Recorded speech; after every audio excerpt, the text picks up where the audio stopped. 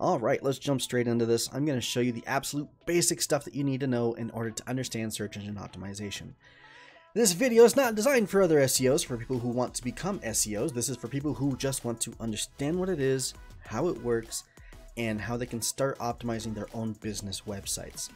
If you do need additional help, check out the pinned comments. I haven't decided whether to put a Facebook group in there or a Discord server, but one of those should be available. And hopefully I would have made that decision by the time this video goes live.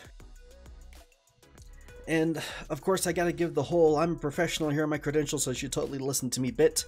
I've been doing SEO for myself and for my clients since 2012. I also do a lot of work with paid traffic, especially on YouTube.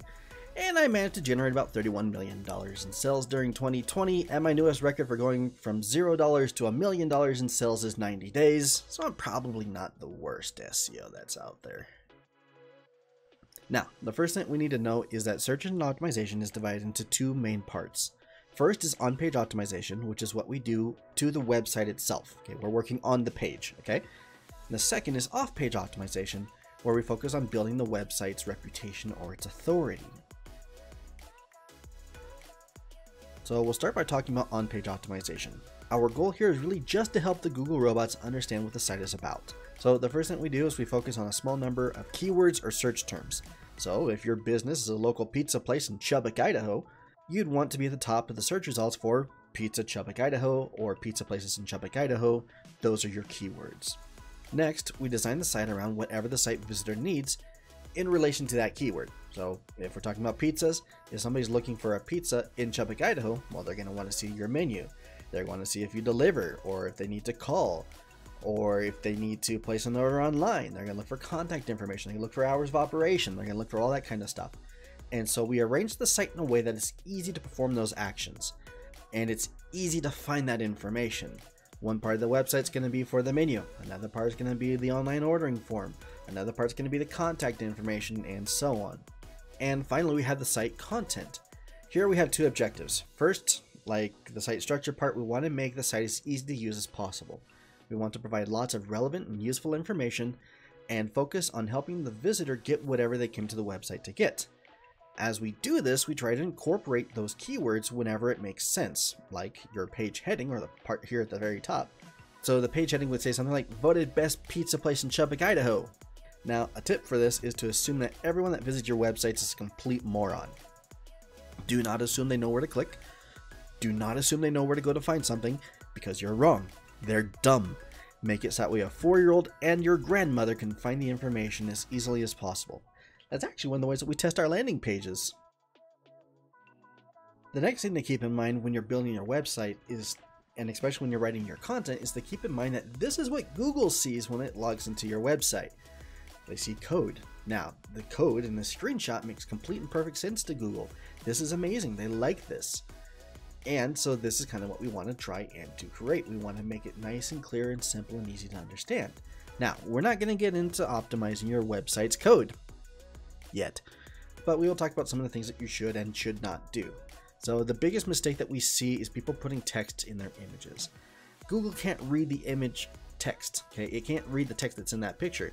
So it doesn't really help you. It's just kind of like a big empty space. Again, they're looking at text, they're looking at code, and that text isn't available in the code of the image.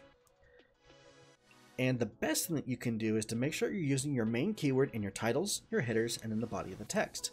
Now, those things will actually pop out over here in the code, and it will make it easier for Google to understand what the website is about because it's coded that way. Now, as far as the actual usage, when we're talking about the body of the text, I try to use the keyword once or twice every 100 words. And then, of course, try to incorporate it into the page's title, and then also into the page's description, into your headers and that kind of stuff, where it makes sense. Again, don't confuse your visitors because they're morons. But if there's a place where it would make sense to include it and where it doesn't clash or anything, that's usually going to be a safe option. Now, if you're up to it, and if you have the ability to do this easily, then also look at the alt text for your images. Because when we look at a picture like this, we're going to see, okay, this is an image. In fact, I think I saw a code for an image in here somewhere. Where was it? I think that's an image right there, and here's another one. And so you can add extra code to that image that says this is a picture of whatever. And so try to describe whatever's in that picture, and if there's a place where you can add in your keyword, that might be a good option. Okay, now for the fun part, off-page optimization. So the easiest way to explain this is simply that we're trying to increase your website's reputation. And we do that by getting other reputable websites to talk about you. And specifically, we want them to add a link on their website to your website. And we call these backlinks. Now, it used to be that the more backlinks you had, the higher you would rank in Google. But that's not quite true anymore. It's still kind of true for certain categories and for certain levels of competition. It's like if you're trying to rank somewhere with zero competition, you just have 20 or 30 backlinks on your website, you're probably going to outrank everybody else because there's nobody else to outrank. But nowadays, especially for more competitive things, there are two main factors that we look for when we're acquiring backlinks. First is that we want backlinks from websites that are relevant to our own website. So going back to the pizza place example, a backlink from a food blogger or from a local events where you're a sponsor or something like that, a business listing for the area, those are great. A link from an Argentine soccer club probably isn't going to be very helpful, unless they're talking about how great the pizza was, but an Argentine would never say anything nice about American pizza anyway, so, bad links. So we want links from sites that are related to our site or to our industry in some way. And we'll talk about how to get those links here in just a minute, so don't panic quite yet. But that's the first thing that we really want, is that relevancy. The second thing that we want is we want those websites that are giving us backlinks to also be authorities or reputable websites. That makes it so that way those websites are more powerful or more authoritative, so that way any links that they give us also cause us to be more powerful, more authoritative, more quickly, more easily. And so we want their backlinks to be relevant to their industry. We want them to have backlinks from other authoritative and reputable websites. And by doing that, we can use just a few very powerful links, which can then usually outperform several weaker links. So it's faster, it's easier, it's cheaper to go after quality links instead of large quantities of bad links. Now, for the big question, how do we get more backlinks? So there are a few different methods here. First, you can create shareable content, which would be things like infographics, blogs, news articles, YouTube videos, and other stuff that people would be naturally inclined to share with other people. This works, but it's kind of slow, and especially at the very beginning. You can speed this up by reaching out to those blogs or reaching out to those websites and saying, hey, we made this cool thing. You want to give us a backlink? Do you want to feature us on your website or whatever? And depending on the website, they'll usually be okay with it. Sometimes they'll ask you for like $20 or $100 or something like that. They'll ask for like an article or something that they can just copy and paste on the website to save them time.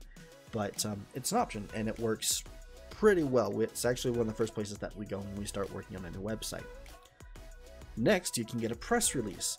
These are articles that are sent out to news websites across the country, and these work best when you have something like really noteworthy to announce. So like you've got a new location, or you've won an award, or there's an event coming up, or something special along those lines. Something that could potentially show up in the news. Now, of course, I grew up in the town near Chubbuck, Idaho, so I remember a 15-minute news story about a cow that had a black head and tail and white stomach in the middle, and they called it the Oreo cow. Or another night where they literally said, nothing interesting happened today, so we don't have anything to talk about on the news tonight. And so, a local pizza place winning an award would actually make news where I grew up. But, yeah, to think the city I lived in was actually bigger than Chubbuck. Anyways, the next method for acquiring links would be to build them manually. Now, we do this by going directly to websites and creating things like business profiles. We're looking for things like a chamber of commerce, a local business directory, a list of suppliers for your products or services, professional directories, and that kind of stuff. These are also called citations, and they could be another good base set of backlinks for when you're first getting started, especially if your business has a physical location, because then you can start working on something called your NAP, your name, address, and phone number, which again is another very important thing to include when we're building our citations. And finally, the last option, you can just go out and buy them. Now, before I get too far into this, I do need to make a couple of disclaimers. First, the Google Terms of Service say that anything that you do to try and manipulate your rankings is against the Terms of Service. It's against the rules, and it can lead to your website getting penalized. The worst penalty that they can give you is something called being de-indexed, which basically means that you're removed from Google. Now, I've never actually had a website get penalized before. In fact, one of my hobbies is repairing penalized websites and then reselling them for a profit. I am a very boring person. but I do buy backlinks once I've built all the manual ones that I can get. And so I have a few tips that can help you avoid any problems with this kind of stuff. First, only buy from reputable vendors. Now, I will leave links to my favorite backlink providers in the description of this video. They do a pretty good job, not super expensive, and I've never had any problems with them. So that was where I would start. Second, go slow. Going from 0 to 500,000 backlinks in a week, a little suspicious. 1 to 2 in like the first week, okay. 10 to 20 a month, all right. You know, I usually do 10 to 20 a month once the website's been established. I do it from different vendors, I do it in different methods, but some of them cost a lot more than others, but that's typically where that's my comfort zone. Third, make sure that those links are relevant. Just because we're buying links doesn't mean that those other requirements have gone out the window. And fourth, get backlinks on lots of pages for your website and not just the homepage. Get links for like your contact page or for your service or your product pages, for your articles, all that kind of stuff. Those links will make everything look more natural, and the authority that's sent to one of these other pages, called an inner page, will actually help build the authority of the rest of the website. So do this as well no matter where your links are coming from. And just one little helpful bit of information when people ask. Several of these link sources will ask for something called an anchor text. Now, the easy answer to this, or the easy reply to this, is to either give them your main keyword that you're trying to rank for, or the URL of the page where you want that link to go. The anchor text is just the clickable text for the link. So like when you click on the contact button on a website, then contact is the anchor text, and then the URL would be, whatever.com/contact. Getting a mix of keyword anchor text, branded anchor text, which would be like your company name, or naked anchor text, which would be your website URL, is usually recommended. So get a nice mix. Don't go too crazy on any one particular thing. And if you are going to go crazy, if you're not really sure, focus on either branded or naked anchor text. Those are usually the safest bets. And that's it. It really is that simple. We just try to make it so that way the website's easy to understand for Google, and then we try to build the website's authority through backlinks. Now, as with all things, there are deeper, more complex levels to all this. You can get into things like speed optimization and conversion rate optimization and schema markups and all that fun stuff. But all that those things do is they boost and they support the stuff that we've already talked about in this video. They boost and support those two key aspects: authority and ease of use. So focus on those first. And if you want to get into the other stuff, hire somebody, because it's really, really boring, and not even I like doing it. Now, I do have some videos here on screen that you might find interesting. One of them talks about how I generated $600,000 worth of leads for my own business. And the other one is one that YouTube thinks you might be interested in. So check those out. And since you did make it to the end of this video, you get to see a picture of my dog. Enjoy.